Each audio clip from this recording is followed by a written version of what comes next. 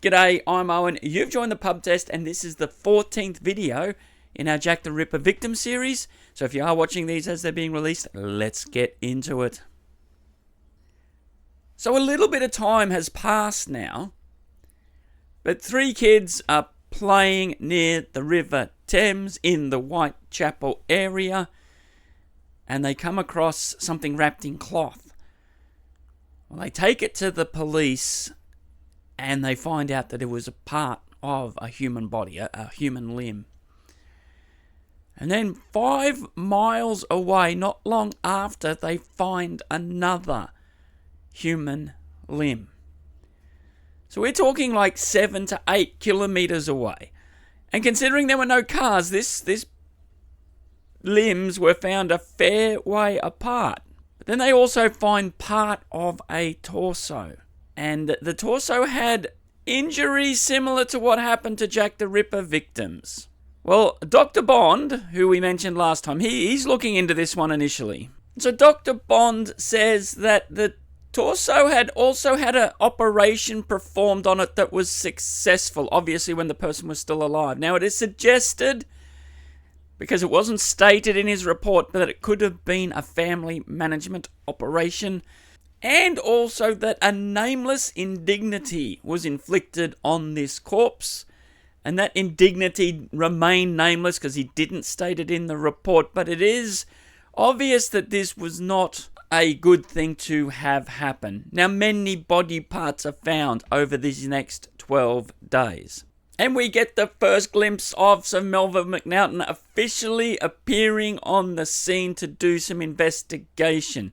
And he straight away shuts down this as being a Jack the Ripper crime. And we know why. If you've been following this series, you know why he is maintaining that view. The papers are just up in arms saying the Whitechapel fiend has struck again. The public are very much on edge with the discovery of these things, because they're now thinking there is this crazy person who has come back, because it had gone quiet for a little while. Now, a doctor by the name of Braxton Hicks basically starts putting all the pieces together of these bits that are being found and identifies the body as belonging to Elizabeth Jackson. Yes, he says this was the same person that has been spread around a large area. The family come and also identify the body. There's little doubt, and there was a tiny bit of doubt that this person was Elizabeth Jackson, but there's not much doubt at all that it was her. Now, she was known to be sleeping rough. She was working the streets as well. Friends of hers has said, look, you don't want to be out on the street. Something bad could happen. And she effectively said, look, I can handle it. So the coroner's inquest started, and it got delayed because Elizabeth Jackson was known to have a boyfriend. We'd call him John Faircloth. And it said that they had a child together. Now, the thing is, we don't know what happened to that child. It's not really mentioned by the family or by John Faircloth when they catch up with him, because it took them a few weeks before they could track him down. And the police really do investigate him, but find out, no, he definitely was not in the area around June 1889, so they say he could not have perpetrated this crime. But before the verdict was released on what happened to Elizabeth Jackson, which was obvious that it was going to be murder by person or persons unknown, another victim happens during July of 1889. But the police and the papers are now pointing to the Thames torso crimes. And it's even being suggested that perhaps there were 2 totally diabolical nutcases operating at the same time in the same area. Now, before moving on, there is something really important to mention here, and actually is to do with the Dr. Braxton Hicks. It is not the Dr. Braxton Hicks that the contractions that women have when they're pregnant is named after, even though these 2 people lived around the same time. But this Dr. Braxton Hicks achieved quite a lot of social reform. Because at the time, in England, if you had a child, you had to insure that child, just in case something happened to it, and so then the funeral arrangements could be looked after. You didn't have to go find money, but you know what happens when you start doing that. Well, insurance and profit and insurance fraud happen quite a lot. So some people were having babies that they didn't actually have the babies, but they were claiming them.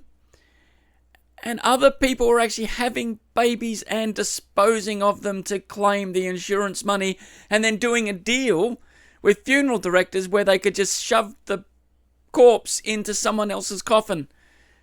And therefore they could make money out of this.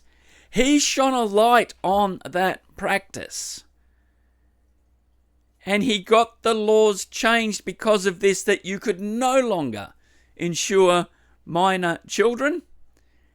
And you know what happened? The infant death rate just declined massively before it was skyrocketing.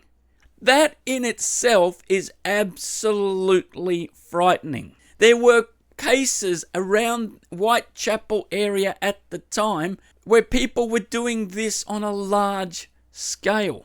And I mention that because could you imagine being a policeman investigating all these things at the time? You've got potentially 2 total deranged wackos out there performing horrendous crimes, and you've got regular people doing atrocities as well. And it also may explain why in some of these cases that we've looked at, there's been a child mentioned, but there's no actual evidence of whatever happened to that child or where it ever was. But as we said at that inquest, another victim happened in July of 1889. So what happened there? So what do you think of this one? Let us know down in comments. We don't have a huge amount of information about Elizabeth Jackson, but we're seeing that these crimes, atrocities, were still happening only 6 months after officially the police were saying the Jack the Ripper crime's over. And we see that other atrocities were happening with kids too, which is very, very scary. But thank you very much for watching. It genuinely is appreciated. Like, subscribe, share. I'm Owen. You've been watching The Pub Test, and we will see you on the next one.